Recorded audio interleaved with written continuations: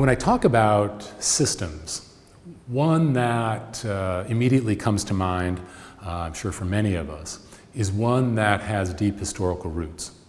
And that is the company or the firm or the agency. I would, as you've already learned from me, change that question of organization, that is the question about a noun, into a verb. So we don't only ask in a world of systems, what is the right organization to build and to lead? But we should ask ourselves, in a world of systems, how is it that we should best organize? And of course, that begs the question, what are we organizing? Certainly we're organizing people, we may be organizing ideas, financial and other resources, certainly information, data, many, many different possibilities. But whatever it is that we're potentially going to be organizing today, again, we want some deeper understanding and perspective of why we organize. There is, of course, a thread, an important thread of management research that has been devoted to this. It's been devoted to it for more than 8 decades. And in fact, part of what we might want to do is look back to a book that was written in 1937. It was written by an eventual Nobel Prize winner named Ronald Coase, an Englishman who spent most of his very long career at the University of Chicago in the US. And Coase in 1937 published essentially an extended essay. It was a short book called The Nature of the Firm. And in that book, Coase argued in a very cogent way for a greater understanding of why it makes sense for us to organize a company or a corporation. What is the nature of the firm, he asked, that allows us to organize and gain some benefit from that organization rather than simply having dozens or hundreds or even thousands of individuals going ahead and doing their own work. Now, Coase talked about a number of different reasons why there was advantage to organizing human resources, as we would call them, but also financial resources, material resources, into a firm. But the most important argument he made was around what he referred to, and economists certainly have referred to in the decades since, as transaction costs. Now imagine in 1937, the largest of companies tended to be manufacturing entities. They were car companies, for instance, steel companies. And part of what Coase understood was that what we now refer to as the power of scale could impact the prices of the raw materials that an automaker or a steel maker could benefit from when he or she was producing more and more cars and steel. But also, Coase understood that even transaction costs within companies could benefit from that scale or consolidation of individual talent and capabilities. So for example, Coase was an early commentator on the benefit of organizations for transferring information, which is to say that Coase recognized that if you had a group of 100 or 1,000 people who go through a series of product development and marketing and sales, that they are gathering insights and information. They may be making mistakes along the way, but they're also they're learning. If then, when that group, which has been together developing products, selling them in the market for a year or 2 or 5 or 10 years, when they turn to develop a new product, they're going to have that experience. And in fact, they're going to have the information about the mistakes they made. They're going to have the information about what allowed them to succeed at various stages in the value chain.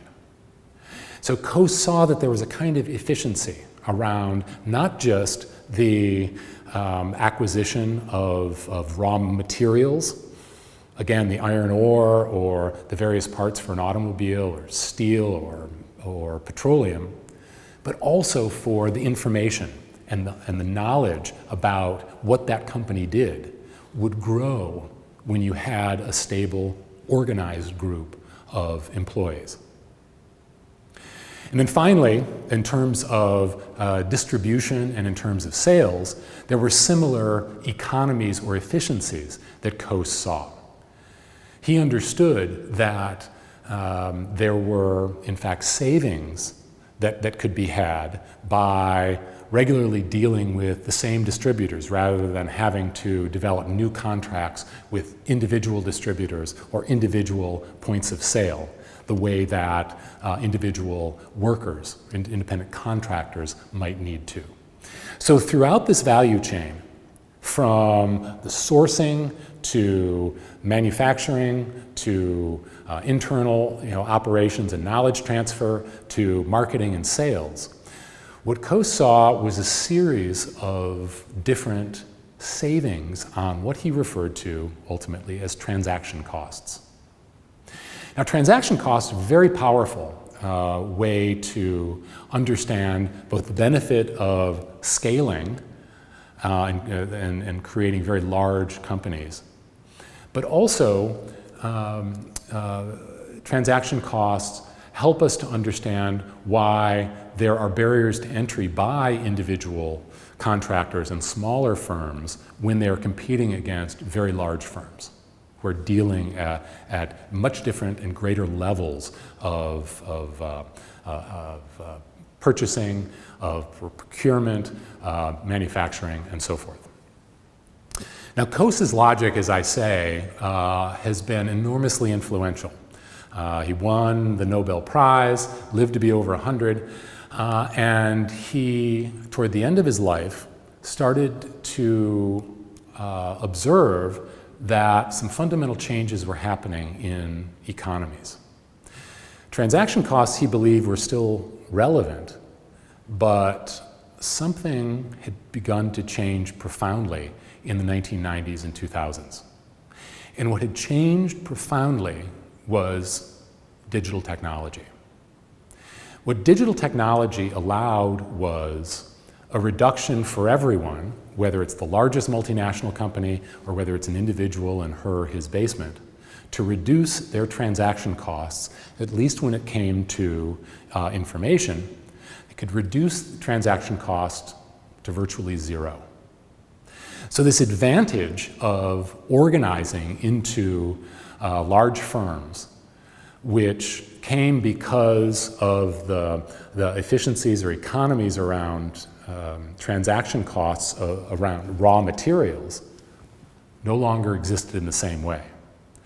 Now, we all still eat, or many of us still ride around in cars, there's still a lot of manufacturing going on. So, not necessarily defensively, but Coase argued against the complete elimination of transaction costs. But this debate and this historical arc that I've shared with you, I think is important because what it does is it raises a series of fundamental questions for us about the systems in which we operate. And again, we can talk about these in terms of organizations, we can talk about these in terms of industries. And there are three questions in particular that I want us to go over quickly. These help orient us in terms, yes, of our organizational leadership, but more generally our systemic leadership. The first is Coase's question. Why, in the present day, do we organize whatever resources we have, whether they're intellectual property, whether they're human resources, whether they're material resources, financial resources, why do we organize into a business enterprise?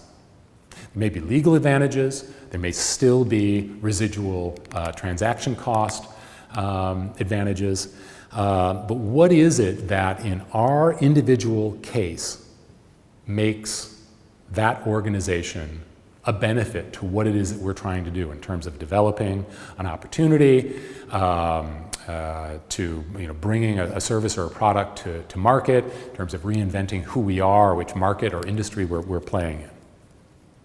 What are the rationales? What are the benefits? What are the advantages? So that's the first question.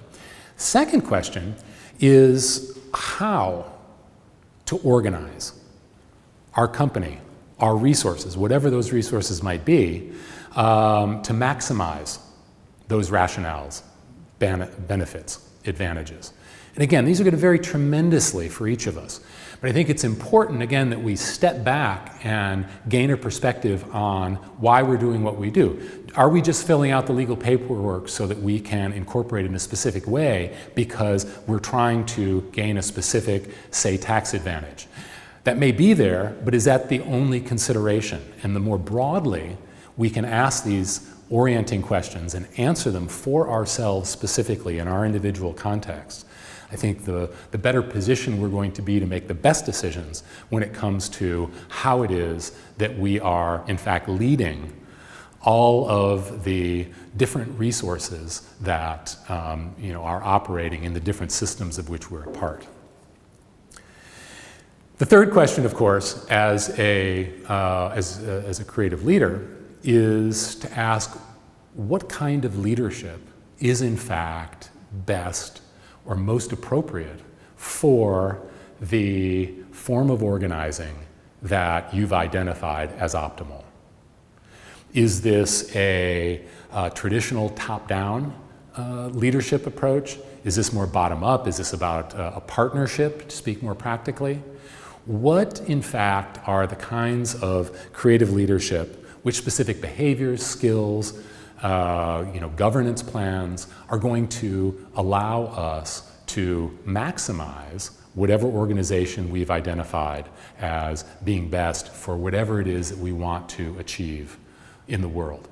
Whether that's, again, producing a newer or better product, whether that is serving a specific community or audience or clientele, whether that is doing social good.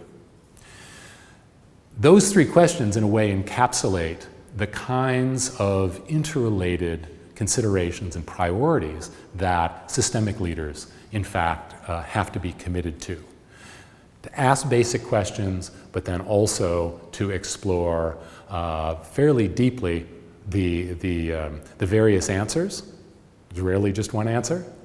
And then also what then the forms of leadership are that are going to best deliver to the kinds of organization and the specific priorities of organizing that leaders have identified. And again, there are a whole range of different considerations in organizing. COSA's transaction costs, creating and exchanging value, technologies, size and agility, intermediaries and networks, motivation, coordination, we've talked about scale. These are going to have different weights in each of our contexts when it comes to organizing and when it comes to environment.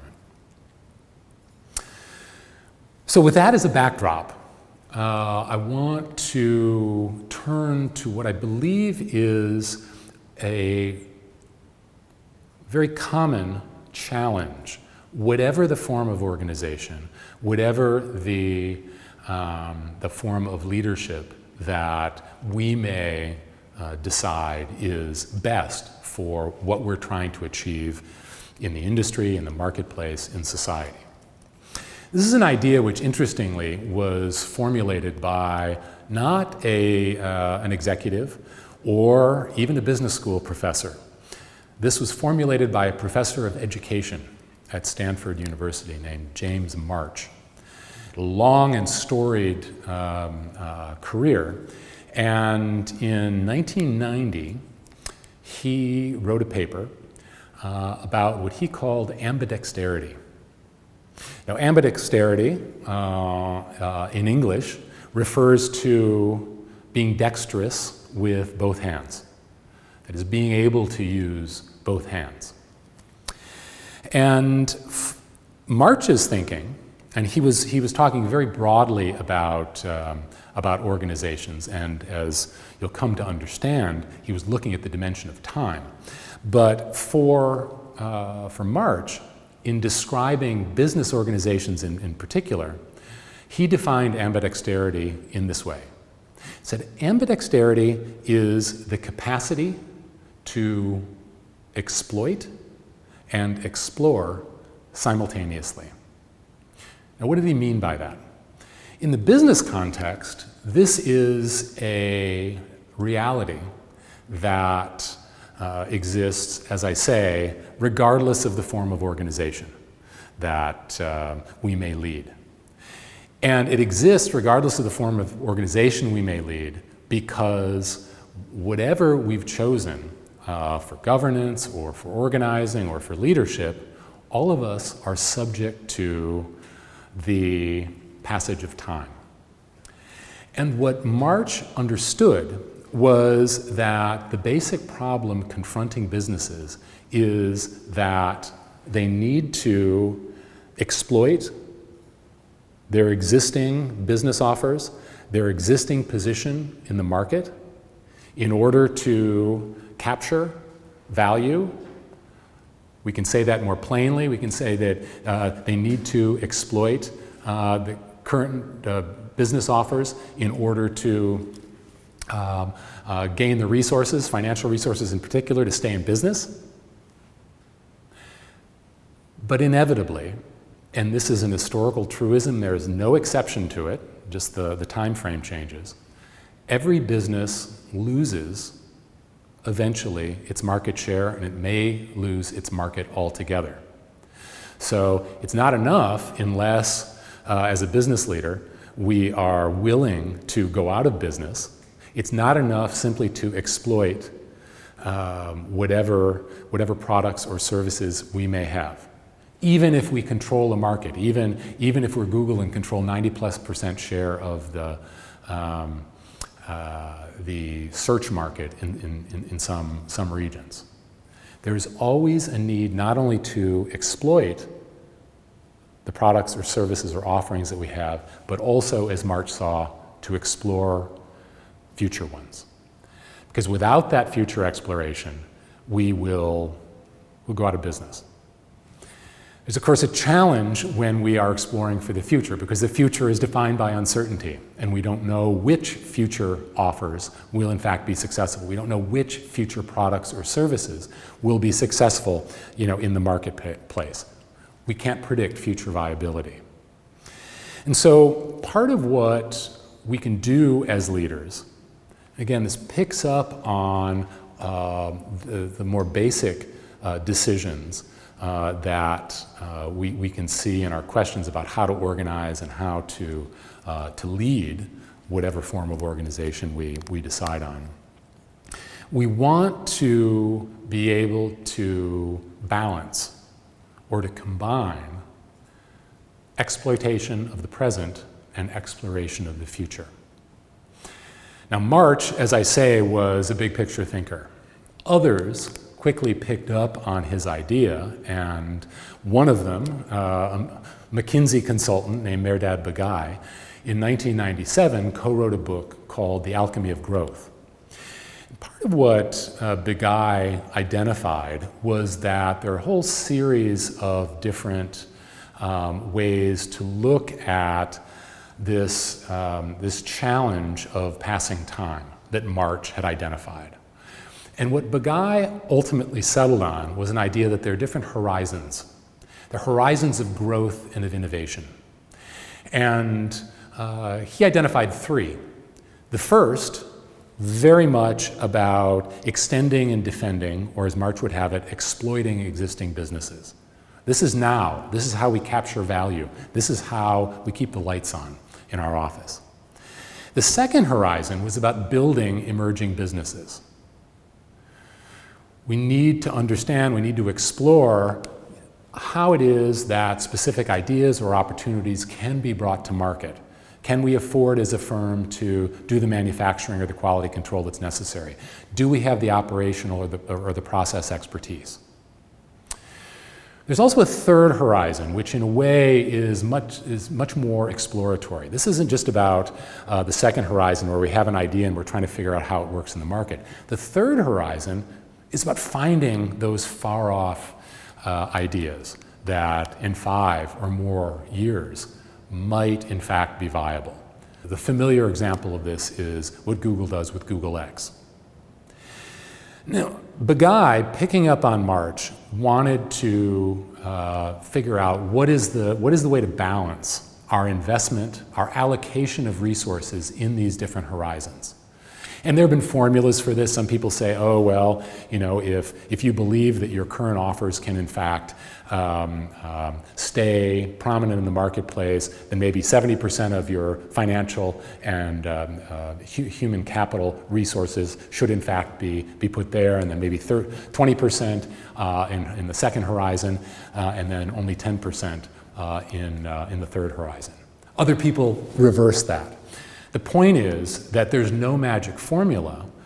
Rather, we all need, as leaders, to take stock of the reality of where we are in the marketplace now, what potential futures look like, and with really difficult choices about how to allocate the resources that we have, how is it that we are going to plan scenarios that, in fact, help us to ensure viable futures going forward. It's not easy. And one of the great challenges in terms of mature businesses versus rapidly growing businesses to possibly entrepreneurial or emerging businesses is, again, to figure out how to balance these different priorities. And we can think about this in terms of allocation of resources, but it also goes back to Ronald Coase. It also goes back to why we're organizing or reorganizing those systems of operations and accounting in different ways. And I think for leaders who may, when they first hear the term systemic leadership, imagine, oh, well, you know, I don't work in a system, I work in a small manufacturing company. Yes, but that small manufacturing company is very much part of a larger industry and marketplace and social system that is moving forward in time and requires critical decisions about what to prioritize going forward, how to allocate resources, and in fact, how to plan for the future and, as March would have it, to be ambidextrous, to somehow manage in the best way possible in a specific organizational context an exploitation of current assets and resources and value offers and an exploration of viable future ones. Now, in saying that, I want to emphasize that this is not just a matter, wasn't for Bagai, it certainly wasn't for March, about coming up with new products, new widgets, new innovations to be brought to market.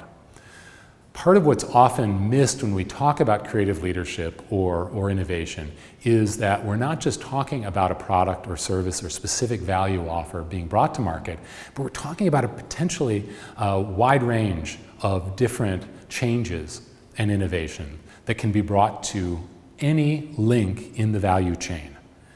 It might be about innovations and creative leadership of our back office, where finances are handled. It may be about innovations in operations management and how processes in our business are in fact led.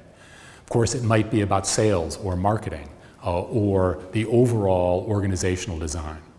Point is that creative leaders, in looking at very broad systems, should think about creativity in very broad terms. Because without that broad perspective, not only are we potentially missing great opportunities to be creative or innovative, we're potentially also ceding an advantage to our competitors. Because someone else out there is doing a better job of enabling innovation across their value chain in a way that really responds to a system that they've made sense of and identified certain opportunities in. Now, some of you might hear all of this and have a specific word come to mind. And that word is a familiar one. It's a common word, but it gained a special meaning in 2001 when software developers in the United States wrote something called the Agile Manifesto. And the word that might be in your mind is agile. Agility is very important. Unfortunately, I believe that agile is one of those words that now is very difficult to use in ways that have a direct and precise meaning. In other words, agile is overused, or it's used for nearly any process or approach or leadership that is different from the traditional, particularly when those processes or approaches take place outside of the software development industry. I think that doing agile is one way to talk about problem-driven or project-focused use of agile techniques and tools.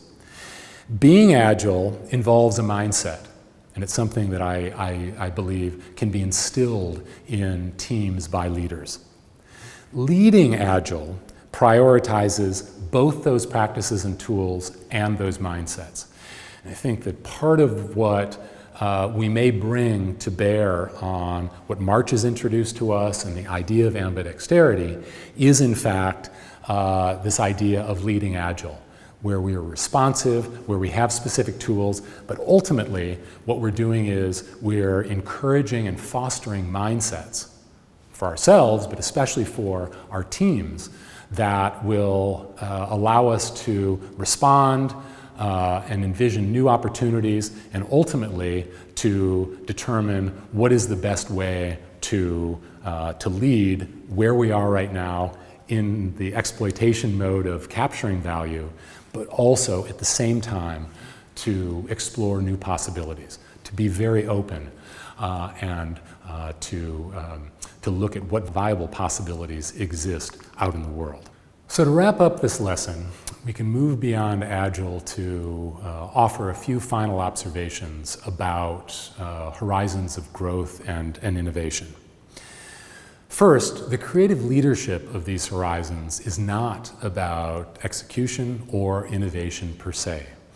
Rather, creative leadership of these horizons is about determining what the learning and executional capabilities and commitments are that we can drive using the people that we're working with, using the resources that we have at our disposal, and recognizing what the realities and constraints are of the situation we're in. As well, and here is one of the potential intersections with Agile, we do need, as creative leaders, in situations where we're working across different horizons, to continually reinvent what our incentives are, what our priorities are, what our goals are. We can't set a simple strategic plan, say with percentages that we're going to devote to horizons 1, 2, and 3, and then stick with that regardless of circumstances. We need to be willing to learn and to change. Again, part of what systemic leadership does is underscores how the most effective creative leadership is about the best creative learning. We need to be able to integrate and reconfigure our organizations, to come back to the idea of organizing, so that they better reflect and respond to not just external realities and systemic realities as I've been referring to them, but also to what our own priorities are within a team or an organization. That willingness to change, that willingness to pivot in terms of different courses of action, different strategic priorities, is crucial to effective creative leadership. And then lastly, taking the example of diversified strategic portfolios, we do very well to diversify other portfolios that as creative leaders we need to manage. One, for example, is an operational portfolio where we may have different operational skill sets that allow us to pursue different horizons. We may have different portfolios that allow us to upskill or otherwise upgrade our talent, where different horizons call for very different skills and capabilities in workers. And so we need to be able to hold on to different portfolios simultaneously. That willingness to engage complexity, that willingness to engage systems that may call for different responses from our organizations and from us as creative leaders is in fact the best path forward when we are trying to navigate and move through different horizons of growth and innovation.